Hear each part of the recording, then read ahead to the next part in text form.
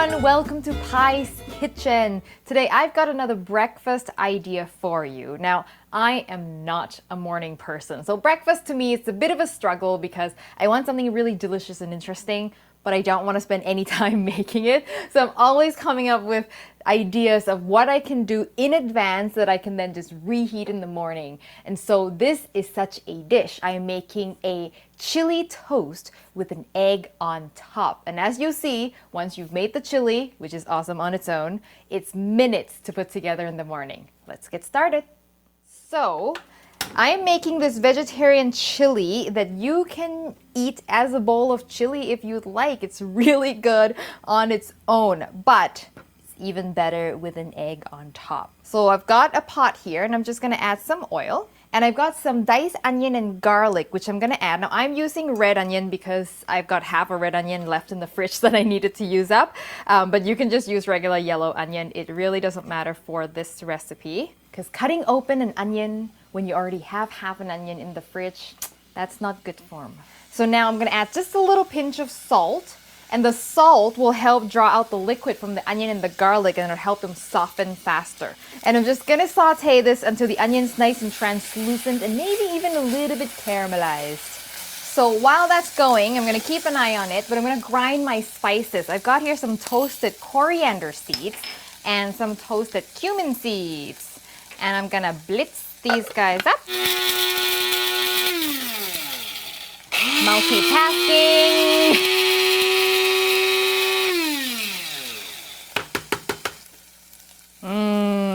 It smells so good. And the coriander seeds can be a little stubborn, but I don't worry about it too much. And now I'm gonna pour my spices into my onion here, which is now translucent and also caramelized a little bit. Get every last bit. Now my spices were already toasted, but I'm gonna just give it a quick toast again in this pot, just 30 seconds or so. Ground spices burn pretty quickly, so you gotta be careful here. Now you can really smell that. It's gonna start to stick a little. Time to deglaze with some diced tomatoes. Woo! This is diced canned tomatoes, unsalted. That's very important. If you are using salted, you have to reduce the amount of salt in the recipe, okay? Ooh, that looks good. All right, so now I'm gonna add my protein. So I've got here some black beans, red beans, and the corn. Okay, the corn is not the protein, just the beans. And these are canned, and I've rinsed the beans really well. The corn I didn't have to rinse, came out of the can. I'm gonna throw them all in, and you can change the beans up. You can add white beans if you want. You can add squash, like little cubes of squash if you'd like. A few more seasoning is going into that. Some dried oregano, a little more salt. There you go. This is kind of optional, but highly recommended. I am adding some cocoa powder. So cocoa powder, when added to savory foods, gives that richness and a little bit of smokiness. It's not gonna taste like chocolate, so don't worry, it's not gonna be weird. But if you've ever had mole sauce, that's sort of the idea, that richness. And I'm only adding a couple teaspoons here. You can add a little less to get you started, or you can add more if you want something a little darker and richer. Then it'll transform right in front of you. I'm going to add a little bit of water because this needs to simmer for a while. So I just like to add enough water so it looks like it's the little bits are completely submerged in the liquid.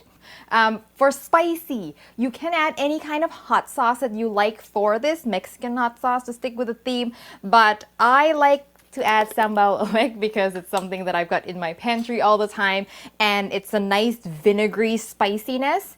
And I'm gonna add a full tablespoon for this, but you can make it as spicy or as not spicy as you like. I've added Cholula hot sauce to this. You can add Tabasco. Now I'm also gonna add a little extra smokiness with a chipotle pepper. So this is dry chipotle pepper. And I just happen to have this in my pantry and I add it to the chili and it's so good.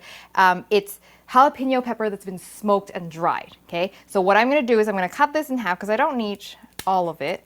This is not a very big pot. And I'm going to let this simmer in the pot. Some people toast the pepper first to bring out the aroma even more. And oh, all my Mexican fans, if you've got other ideas of what you can do with the dried chipotle dried chipotle peppers. I'd love to get your ideas because I haven't done too many things with it aside from making mole and this. And I'm going to let this go at a low simmer for about 20 to 30 minutes until it sort of got this rich, thick, stewy consistency. You'll know it when you see it. Ooh, voila. There you go. That's the consistency you're looking for. And make sure you give this a taste as well. I already did. It's perfectly seasoned. Oh, and while you weren't looking, I added some bell peppers, which I forgot to add. So what you'll do is you make the chili in advance and keep it in the fridge. Comes morning time, you stick your toast in the toaster. You start cooking your egg on the pan, and you can do sunny side up or poached egg or whatever you want. And you stick some of this in the microwave. And magically everything will finish cooking at about the same time. So then you pull your toaster out and you just pile it on. Oh my God! Look at that. Look how good that looks. If you want to get a little fancy, you can put some cheese on it. This is just some aged cheddar, and it'll just melt with the heat of that chili. And then top it off with a beautifully fried egg, which I also made when you weren't looking. Poached egg would be great too, but poached eggs take too long. I have no patience for poached eggs in the morning. Ah, look at that. Look how perfect that looks. And you know, if you want, you can put some avocado on the side. Beautiful avocado here. And no, it was not my incredible skills that got the avocado so beautifully fanned. The avocado was a little underripe, so it made it extra easy. It's not going to taste as good as it looks because it's a little firm, but hey, that's okay. And that's it. Look how good that looks. Oh, a little bit of green onions if you want on top, for, you know, green onions make everything look good. There you go. And time to eat. Oh, yes. Let the yolk run and become part of the sauce. Oh, crusty bread. And I'm using sourdough bread, by the way, which I highly recommend because the tartness from the bread will sort of balance out the rich chili. The spices.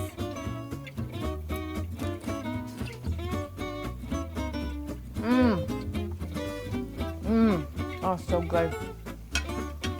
That I can pull something like that off within the time it takes me to make a sunny side up egg blows my mind. I mean, this is something you see at, you know, a chic brunch place and you pay like $15, $17 for this. Crusty bread, and it soaks in all that juice from the chili and the creamy egg yolk and the creamy beans and all those spices and the cocoa powder. Remember the cocoa powder? That makes it rich. And there's also the heat from the chili. This is an explosion of flavor, and I'm so glad I have been eating this for the past week straight, I'm telling you right now, and I'm still not tired of it, and I'm sure you will love it as well. So the recipe will be on pieskitchen.com. When you make it, send me a photo on Facebook, Twitter, or Instagram. And if you haven't subscribed to the show, please do so right here, and I will see you next time for your next delicious adventure.